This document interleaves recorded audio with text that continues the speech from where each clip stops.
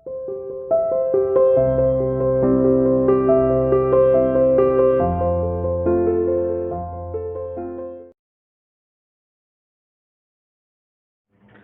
students, welcome to CR International School online study system. I hope all of you will be fine at home. Stay safe bete.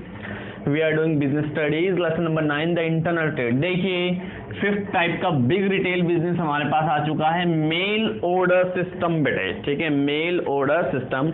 आपने generally देखा होगा कि किसी भी goods का place of production अलग होता है और प्लेस ऑफ कंजप्शन अलग होता है बेटे। गुड्स प्रोड्यूस होता है वन प्लेस पर, वन पर्टिकुलर प्लेस पर, और उसकी कंजप्शन होती है ऑल ओवर द कंट्री, और साथ ही साथ विदेशों में भी उसकी कंजप्शन होती रहती है बेटे। तो हम क्या करते हैं, विदेशों में या पूरी कंट्री में, ऑल अराउंड द कंट्री हम कैसे गुड्स ट्रांसफर करते हैं? हम ट्रांसफर करते हैं through middleman, retailers and wholesaler और एजेंट के थ्रू ट्रांसफर करते हैं बेटे। लेकिन मेल ऑर्डर बिजनेस एक ऐसा बिजनेस होता है बेटे जिसके अंदर जो प्रोड्यूसर्स है बिना मिडलमैन की सहायता लिए, he does not take the help of wholesaler, neither take the help of retailer। ना वो होलसेलर की सहायता लेगा, ना वो रिटेलर की सहायता लेगा। वो करेगा क्या बेटे, अपने प्लेस ऑफ प्रोडक्शन से हैवी एडवर्टीजमेंट करेगा। ठीक है, बिग लेवल पर एडवर्टीजमेंट करेगा, और बेटे मेल के थ्रू, जो मेल होती है ना, ठीक है, पोस्टेज जो होता है, ठीक है, पोस्ट ऑफिस के थ्रू गुड्स को ट्रांसफर करेगा रिटेलर को बेटे। ठीक है, जैसे होम शॉप 18 इसका एक बड़ा एग्जांपल आप देखते होंगे बेटे। होम शॉप 18 चैनल है एक, ठीक है, इस पर गुड्स की एडवर्टीजमेंट की जाती है बेटे बड़े लेवल पर। ठीक है, सेल निकाली जाती है, लोग उसे देखते हैं, उसे ऑर्डर करते हैं बेटे।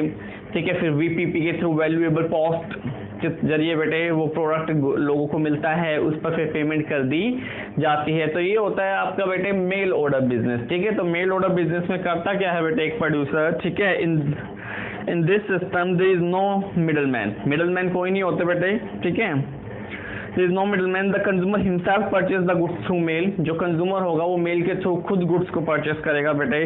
The consumer are introduce to the goods through advertisement. Consumer को बेटे एडवर्टीजमेंट के जरिए गुड्स के बारे में बताया जाएगा। जैसे होम शॉप 18 आपका मैंने एग्जांपल लिया बेटे। ठीक है, लोगों को बताया जाता है कि भाई ये प्रोडक्ट हमारे पास अवेलेबल है। The interested consumer send their mail order. जो इंटरेस्टेड कैंडिडेट होंगे बेटे, जो कंज्यूमर होंगे, वो अपने मेल ऑर्डर सेंड करेंगे, and they receive the goods through the medium of postal department at their home. और पोस्टल डिपार्टमेंट के जरिए बेटे अपने घर पर ही उन्हें गुड्स मिल जाएगा। ठीक है, While receiving the goods, the payment is made to the postal department। तो गुड्स रिसीव करने के बाद हम पोस्टल डिपार्टमेंट को पेमेंट कर देंगे। Sale purchase include the payment is all done through the mail बेटे। तो जितने भी सेल होगी, परचेज होगी, ऑर्डर होगा, पेमेंट होगी, सारी मेल के थ्रू ही की जाएगी। इसीलिए इसने कहा बेटे मेल ऑर्डर बिजनेस। तो ये मेल ऑर्डर बिजनेस होता है, एक प्रोड्यूसर जो होता है बेटे वो रिसीव करता है order from the customer on the mail पे ही रिसीव करेगा, और फिर उसको पैक वगैरह करके अच्छे से, ठीक है, ट्रांसफर कर देगा कंज्यूमर को। कंज्यूमर पोस्ट ऑफिस के थ्रू या मेल के थ्रू ही उसे रिसीव करेगा, और पेमेंट भी वैल्यू उसको ही कर देगा। ठीक है, वैल्यू पेबल पोस्ट के जरिए, वीपीपी कहते हैं इसको बेटे, वीपीपी बिजनेस है ये। ठीक है, एक तरह से वीपीपी, वैल्यू पेबल पोस्ट। ठीक है, तो वीपीपी में हमेशा आपको वैल्यू यानी कि जो मूल्य होता है उसका पे करना पड़ता है पोस्ट ऑफिस को। आगे फिर वो रुपए ट्रांसफर कर देते हैं प्रोड्यूसर्स को बेटे। ठीक है, तो ये होता है आपका मेल ऑर्डर बिजनेस। अब इसके फीचर्स देख लीजिए आप। What are the feature of mail order business? सबसे पहला है ट्रेडिंग बाय पोस्ट। तो आपने देखा बेटे कि जो जितनी भी ट्रेडिंग है, जो भी लेन देन है, सेल एंड परचेज, सारा का सारा मेल के थ्रू या पोस्ट के थ्रू होगा बेटे। ना किसी मिडलमैन की आवश्यकता है, ना किसी रिटेलर की आवश्यकता है। ठीक है, जो प्रोड्यूसर होगा बेटे वो हैवी एडवर्टीजमेंट के जरिए अपना एड्रेस प्रोवाइड कराएगा कस्टमर्स को। कस्टमर उसे बेटे मेल के जरिए ऑर्डर प्लेस करेंगे। ठीक है, और ऑर्डर प्लेस करने के बाद मेल के जरिए ही वो ऑर्डर रिसीव करेंगे और मेल को ही वो पेमेंट कर देंगे बेटे, जिससे कि सारा का सारा जो ट्रांजैक्शन है, everything is has been done through the mail.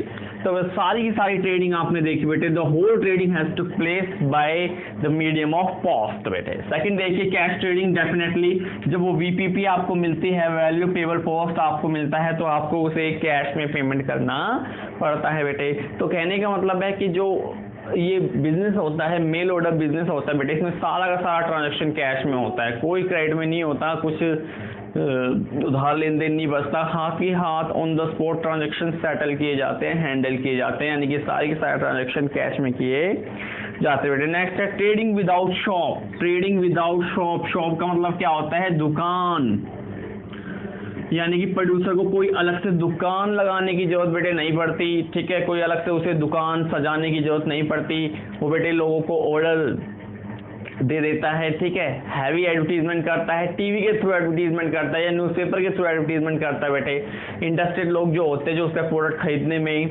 Interest दिखाते बेटे, वो उसे ऑर्डर दे देते हैं, भेज देते हैं ऑर्डर बेटे, और ऑर्डर उन्हें खुद रिसीव हो जाता है उनके होम पर ही, घर पर ही बेटे। तो कहने का मतलब है कोई शॉप अरेंजमेंट करने की जरूरत नहीं है, कोई दुकान आपको खोलने की जरूरत नहीं है, कोई दुकान की सजावट करने की आपको जरूरत नहीं है। बस एक चीज़ पर आपको फोकस रखना है कि आपको एक अच्छी एडवर्टीजमेंट, गुड एडवर्टीजमेंट करनी है, जिससे कि कस्टमर है वो अट्रैक्ट हो सके और आपको ऑर्डर प्लेस कर सके। तो बेटे no need for shop, shop की हमें कोई आवश्यकता नहीं पड़ती। आगे देखिए लेस कैपिटल रिक्वायरमेंट। तो कैपिटल की रिक्वायरमेंट भी आपको लो होती है, क्यों? क्योंकि जो प्रोड्यूसर होता है बेटे वो परचेज जो करता है रॉ मटेरियल वगैरह, या तो कैश में करता है या फिर क्रेडिट में करता है, लेकिन जो सेल करता है वो सारी की सारी, जो सेल वो करता है वो सभी की सभी कैश में ही करता है। तो देखो आप मान लो उधार लिया है बेटे सामान, आपने कैश में सेल कर दी, कैश आपके पास आया, आपने उसे पेमेंट कर दिया इस तरह से, ठीक है। तो क्योंकि लेस कैपिटल की रिक्वायरमेंट बढ़ती है, ना आपको कोई शॉप अरेंज करनी है बेटे, ना शॉप की कोई डेकोरेशन आपको करनी है, ना कोई होलसेलर चुनना है, रिटेलर कुछ नहीं चुनना आपको, ठीक है। आपको उधार माल मिल ही जाता है, उधार वाला आपको मिल जाता है, उसे आप कैश में बेच देते हो बेटे, रुपया आएगा उससे आप अपनी पेमेंट कर सकते हो। तो बहुत लेस या मिनिमम कैपिटल की रिक्वायरमेंट यहाँ पर पड़ती है बेटे, ठीक है। जो ट्रेडर होते हैं उन्हें काफ़ी कम रिक्वायरमेंट पड़ती है, काफ़ी कम कैपिटल से अपना काम कर सकते हैं। हाँ, ये बड़ा इंपॉर्टेंट चीज़ है बेटे, 5th पॉइंट, इफेक्टिव एडवर्टीजमेंट, प्रभावी विज्ञापन देने की बड़ी आवश्यकता है बेटे। अगर आपका विज्ञापन या आपकी एडवर्टीजमेंट इफेक्टिव नहीं है तो फिर आप बैठे के बैठे रह जाओगे, फिर कोई आपको ऑर्डर प्लेस नहीं करेगा बेटे।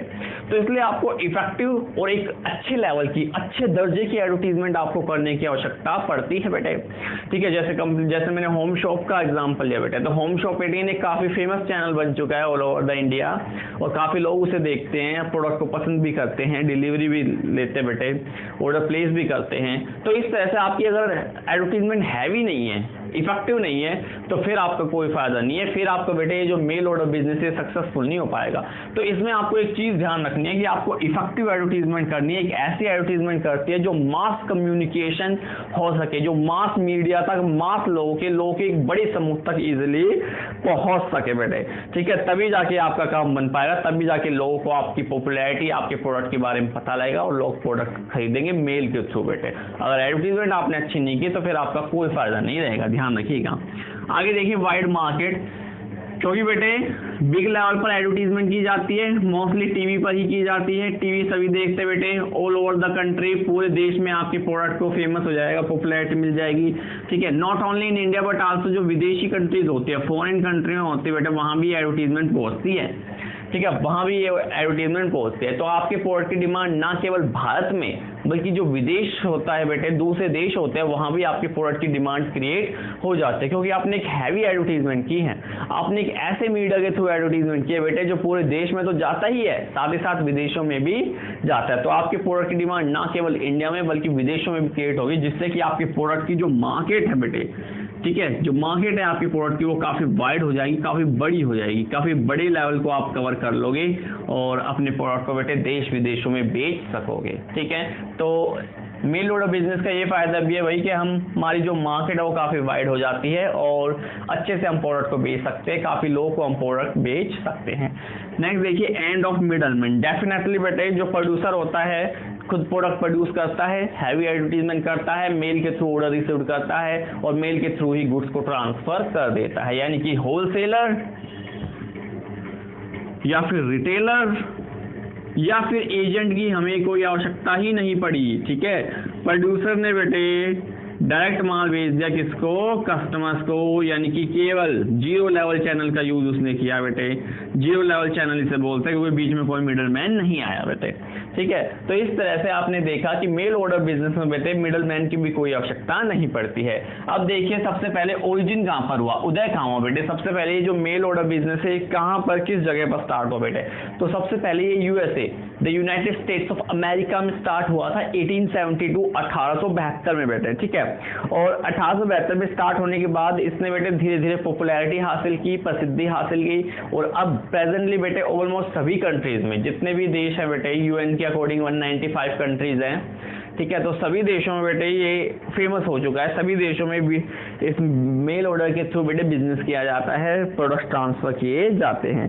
The quick development of this type of trade is outcome of modern advertisement and communication. लेकिन एक बात ध्यान रखिए बेटे, आपकी जो एडवर्टीजमेंट है वो काफी इफेक्टिव होनी चाहिए, और आपका जो कम्युनिकेशन लेवल है लोगों के साथ या कस्टमर के साथ वो भी अच्छा होना चाहिए। ये दोनों चीजें मिलकर ही इस बिजनेस को सक्सेसफुल बनाती है। अगर ये दोनों चीजें वीक पड़ गई, एडवर्टीजमेंट एंड कम्युनिकेशन, तो बेटे आप मेल ऑर्डर बिजनेस में सक्सेस नहीं हासिल कर पाओगे बेटे, ठीक है। ओके, देखिए स्टूडेंट्स, नेक्स्ट टॉपिक है आपका procedure of mail order business. ठीक है, तो मेल ऑर्डर बिजनेस में क्या प्रोसीजर है, क्या प्रक्रिया है, कैसे यहाँ पर काम होता है। देखिए सबसे पहले प्रिपरेशन ऑफ मेलिंग लिस्ट बेटे, तो सबसे पहले जो सेलर होता है, ठीक है, अगर वो खुद गुड्स बेच रहा है बेटे, या फिर अगर रिटेलर के जरिए वो बेच रहा है बेटे, ठीक है, कई बार रिटेलर भी हो जाते हैं ऐसे बिजनेस में कि भाई वो मैन्युफैक्चरर से गुड्स खरीद कर फिर बेच देते हैं बेटे कई बार, ठीक है।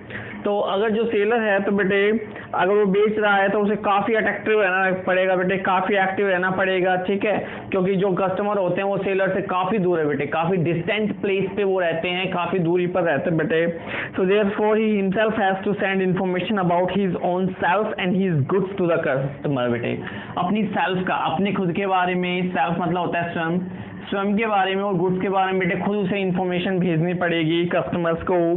In this way the seller prepare a list for the possible customer. तो बेटे वो प्रोस्पेक्टिव कस्टमर जो होते हैं, प्रोस्पेक्टिव कस्टमर का मतलब होता है बेटे ऐसे कस्टमर जो आपके गुड्स को खरीदने की क्षमता रखते हैं। जैसे कि मान लो बेटे कार, तो अगर कार आपको बेचने तो आपको हाई इनकम ग्रुप को टारगेट करना पड़ेगा बेटे। जो स्मॉल कस्टमर है उनको एडवर्टीजमेंट करने का कोई फायदा नहीं है। तो जो प्रोस्पेक्टिव कस्टमर होते हैं बेटे उनकी लिस्ट तैयार करते हैं जो इनके गुड्स को खरीद सकते बेटे। The name and address of these customer are collected with the help of the document like telephone. तो बेटे ऐसे कस्टमर के नेम, उनका एड्रेस, उनके फ़ोन नंबर सारे कलेक्ट कर लिए जाते हैं टेलीफोन पर उनसे बात करके, या फिर बेटे ट्रेड डायरेक्टरीज लेके, ठीक है, या फिर ईयर बुक्स लेके बेटे, ठीक है, list of the number of different clubs and government record. तो अलग अलग जगह से आप बेटे कस्टमर की लिस्ट उठा सकते हो। तो कहने का मतलब है सबसे पहले अगर आपको गुड्स बेचने बेटे तो कस्टमर की जो मेलिंग लिस्ट होती है वो आपको कलेक्ट करनी पड़ेगी।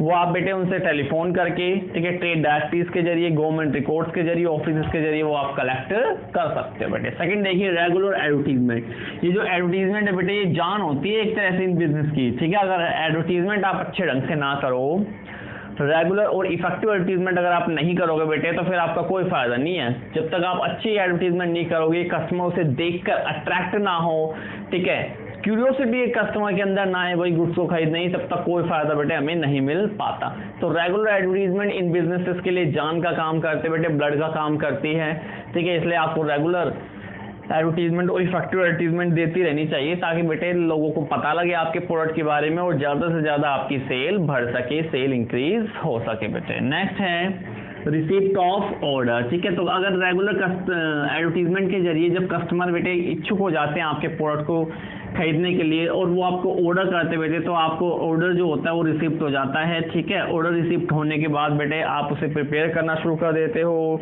ठीक है, ऑर्डर को। ऑर्डर मिलने के बाद आप उसकी क्वांटिटीज वगैरह, प्राइस वगैरह ये सब तैयार करना शुरू कर देते हो बेटे। आगे है एग्जीक्यूशन ऑफ ऑर्डर। जैसे ही आपको ऑर्डर मिला बेटे अब उस ऑर्डर को तैयार करने की बारी आ चुकी है, उस ऑर्डर को बेटे पूरा करने की तैयारी आ चुकी है। तो इन्होंने कहा हुआ एक भाई if the seller himself is the manufacturer, ठीक है, जो सेलर और मैन्युफैक्चरर अगर वो सेम पर्सन है यानी वही गुड्स बना रहा है और वही गुड्स को बेचेगा बेटे, ठीक है, तो ऐसे में होगा क्या, they are available in the stock, the supply is made immediately बेटे।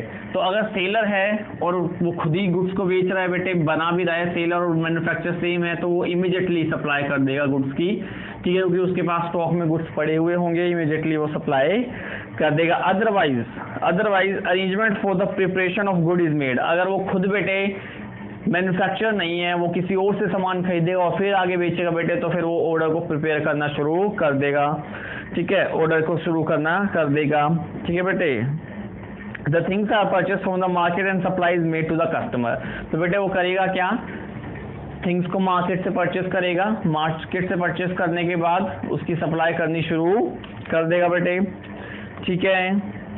The goods are well packed according to the order and send to the post office, goods को अच्छे से पैक किया जाएगा बेटे और उसे पोस्ट ऑफिस के लिए भेज दिया जाएगा। तो एग्जीक्यूशन के ऑर्डर में होगा क्या बेटे, दो कंडीशन है, अगर जो सेलर है और प्रोड्यूसर है सेम लोग है बेटे, तो क्योंकि उनके पास गुड्स अच्छी मात्रा में होते हैं, वेल स्टॉक में पड़े होते हैं बेटे, तो वो इमीडिएटली तुरंत गुड्स की सप्लाई भेज देंगे। लेकिन अगर सेलर या मैन्युफैक्चरर अलग अलग है बेटे, ठीक है, तो सेलर करेगा क्या, पहले मार्केट से जाके मैन्युफैक्चरर से गुड्स खरीदेगा, सामान खरीदेगा बेटे, सामान खरीदने के बाद उसकी पैकेजिंग वगैरह करनी शुरू करेगा, मेल ऑर्डर के पास लेके जाएगा, पोस्ट ऑफिस में लेके जाएगा और उसे कस्टमर के एड्रेस पर बेटे शिप कर देगा। लास्ट है रिसीविंग द पेमेंट बेटे, जब जो पोस्ट ऑफिस के अधिकारी होंगे वो उस प्रोडक्ट को लेके, उस वीपीपी को लेके बेटे कस्टमर के पास जाएंगे, कस्टमर उस प्रोडक्ट को लेगा बेटे, कस्टमर उस प्रोडक्ट को लेने के बाद पेमेंट कर देता है, ठीक है, पोस्ट ऑफिस को पेमेंट मिलने के बाद वो आगे सेलर को ट्रांसफर कर देते हैं बेटे। तो लास्ट में होता है रिसीविंग द पेमेंट।